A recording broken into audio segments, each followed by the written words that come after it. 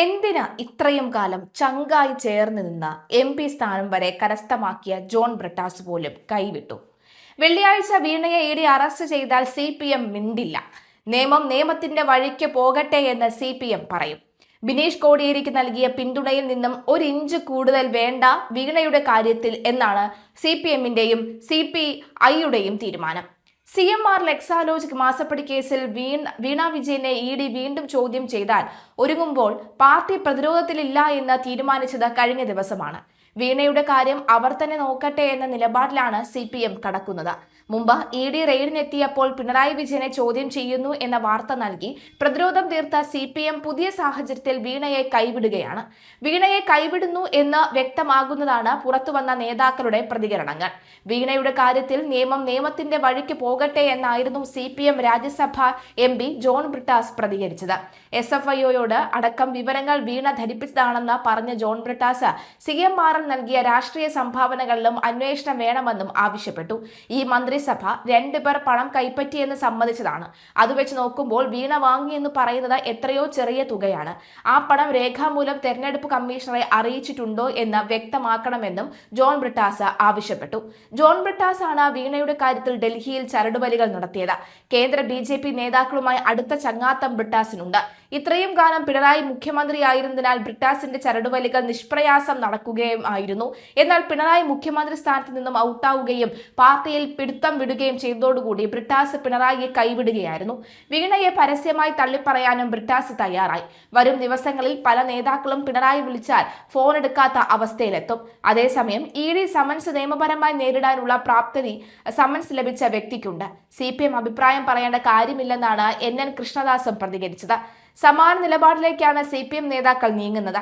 നേരത്തെ EDക്കെതിരെ ആക്രമണം നടത്തി SFI പ്രവർത്തകർ അടക്കം ജയിലിലുമാണ്. പുതിയ സാഹചര്യത്തിൽ വീണയുടെ കാര്യം വീണ നോക്കട്ടെ എന്ന നിലപാടിലാണ് പാർട്ടി.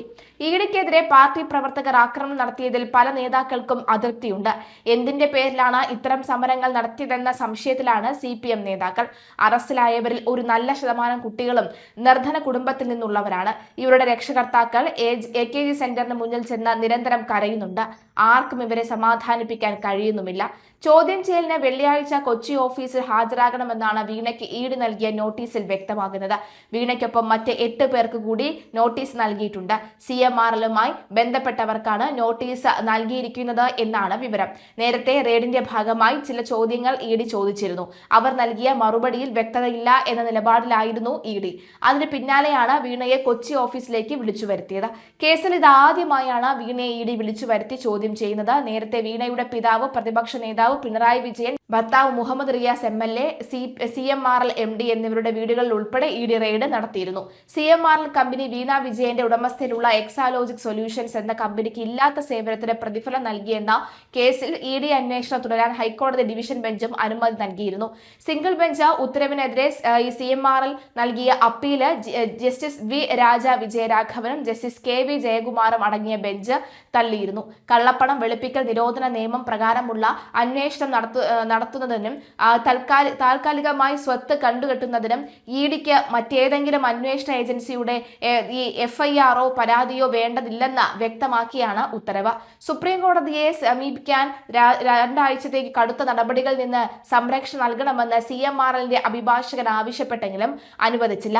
കോടതിയിൽ ചെന്ന് തല വെച്ചുകൊടുത്തു എന്ന ആശങ്കയിലാണ് വീണയും കുടുംബവും. വീണയുടെ കൂടി നിർദ്ദേശപ്രകാരമാണ് CMRL ഹൈക്കോടതിയെ സമീപിച്ചതെന്ന് വ്യക്തവുമാണ്. CPI കൂടി പിണറായിയുടെ എതിർചേരിയിലേക്ക് എത്തുന്നതോടുകൂടി കാര്യങ്ങൾ കൈവിടും. ഇടതുമുന്നണിയിൽ ഏതാനും സീറ്റുകളുള്ള ഒരു പാർട്ടി CPI മാത്രമാണ്. അതിനാൽ CPIയെ തള്ളാൻ CPMന് കഴിയില്ല.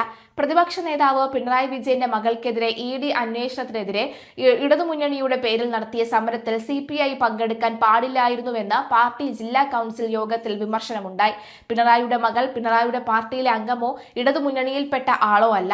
ED റെയ്ഡിനിടെ ഉണ്ടായ ആക്രമണത്തെ പാർട്ടി അപലപിക്കാതിരിക്കുന്നതും പിണറായിക്ക് മുന്നിൽ CPI നേതൃത്വം വണങ്ങി നിൽക്കുന്നതുകൊണ്ടാണ് എന്നും നിയമസഭാ തെരഞ്ഞെടുപ്പ് ഫലം അവലോകനം ചെയ്യാൻ ചേർന്ന യോഗത്തിൽ അംഗങ്ങൾ തുറന്നടിച്ചു. ഇത് ബിനോയ് വിശ്വത്തിനുള്ള മുന്നറിയിപ്പ്. മുന്നറിയിപ്പായിരുന്നു. പാർട്ടി സംസ്ഥാന സെക്രട്ടറി ബിനോയ് വിശ്വം സംസ്ഥാന സെക്രട്ടേറിയറ്റിലെ ഉപജാപക സംഘത്തിന്റെ പിടിയിലാണ്. ഈ സംഘവുമാണ് ബിനോയ് വിശ്വത്തെ നിയമിക്കുന്നത്. സെക്രട്ടേറിയറ്റ് അടിയന്തരമായി പിരിച്ചുവിടുകയോ അംഗങ്ങൾ സ്വയം പിരിഞ്ഞു പോവുകയോ വേണം. പ്രതിപക്ഷ ഉപനേതാവ് സ്ഥാനത്തു വേണ്ടി പാർട്ടി നേതൃത്വം രംഗത്തു വന്നത് അനവസരത്തിലായിപ്പോയി എന്നും വിമർശനമുയർന്നു. നയപരമായ രാഷ്ട്രീയമോ ആയ ആവശ്യമല്ല അത്, കേവലം പദവിക്ക് വേണ്ടിയുള്ള മുറവിളിയാണ് എന്നും അംഗങ്ങൾ വിമർശിച്ചു. ഡൽഹിയിൽ കോക്രോച്ച് ജനതാ പാർട്ടി നടത്തിയ സമരത്തിൽ ആനി രാജ പങ്കെടുക്കാൻ പാടില്ലായിരുന്നു. പകരം ആ വിഷയത്തിൽ AISFനെ കൊണ്ട് സമരം നടത്തിയാൽ മതിയായിരുന്നു. Binoy Viswam, assistant secretary PP Suneer, GR Anil തുടങ്ങിയവരുടെ സാന്നിധ്യത്തിലായിരുന്നു യോഗം. സംസ്ഥാന സെക്രട്ടേറിയറ്റ് മറ്റൊരു അധികാര കേന്ദ്രമായി മാറുന്നുവെന്ന് കണ്ട് നേരത്തെ അത് വേണ്ട എന്ന് വെച്ചതാണ്. പിന്നീട് സംസ്ഥാന കൗൺസിൽ കൂടി ഏകപക്ഷീയമായി സെക്രട്ടേറിയറ്റ് രൂപീകരിച്ചു. സംസ്ഥാന സെക്രട്ടേറിയറ്റിന് മുന്നിൽ ബിനോയ് വിശ്വം നിസ്സഹായനായി നിന്നു. പിണറായിക്ക് മുന്നിൽ വിധേയനായാണ് നിൽപ്പ്. എല്ലാ കാര്യങ്ങളും തീരുമാനിക്കുന്നതും സെക്രട്ടേറിയറ്റിന് മുകളിൽ ചിലർ ചേർന്ന് സൂപ്പർ സെക്രട്ടേറിയറ്റ് ആണ്. സ്ഥാനാർത്ഥി നിർണയം സെക്രട്ടേറിയറ്റ് ഏകപക്ഷീയമായി നടത്തി. സെക്രട്ടേറിയറ്റിലെ മിക്കവരും സ്ഥാനാർത്ഥികളായപ്പോൾ തെരഞ്ഞെടുപ്പ് കാര്യങ്ങൾ ഏകോപിപ്പിക്കാൻ ആളില്ലാതെയായി. ചാത്തന്നൂരിലെ പരാജയം പാർട്ടി സംസ്ഥാന നേതൃത്വം BJPക്ക് നൽകിയ സംഭാവനയാണ്. പരാജയത്തിന് പിണറായിക്കും CPMനും പങ്കുള്ളതുപോലെ CPIക്കും ഉത്തരവാദിത്തമുണ്ട്. തിരുത്തൽ ശക്തിയാകേണ്ട പാർട്ടി ആശാസമരത്തിൽ ഉൾപ്പെടെ നിലപാട് സ്വീകരിച്ചില്ല. പിണറായി സർക്കാരിന്റെ പോക്കും തെരഞ്ഞെടുപ്പിലെ പരാജയത്തിന് ആക്കം കൂട്ടി.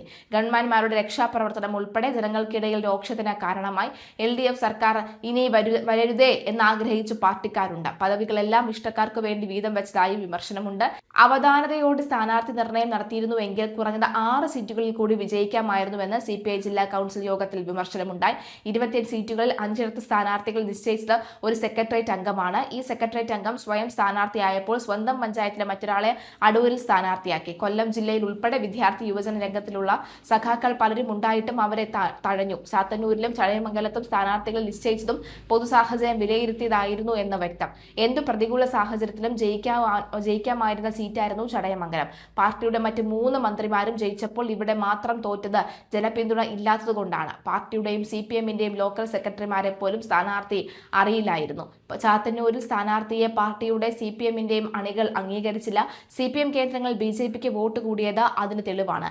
GS ജയലാലിനെ മത്സരിപ്പിക്കണമെന്ന ജില്ലാ കൗൺസിലിന്റെ നിർദ്ദേശം അട്ടിമറിച്ചതിന്റെ ഫലമാണ് ആ പരാജയം.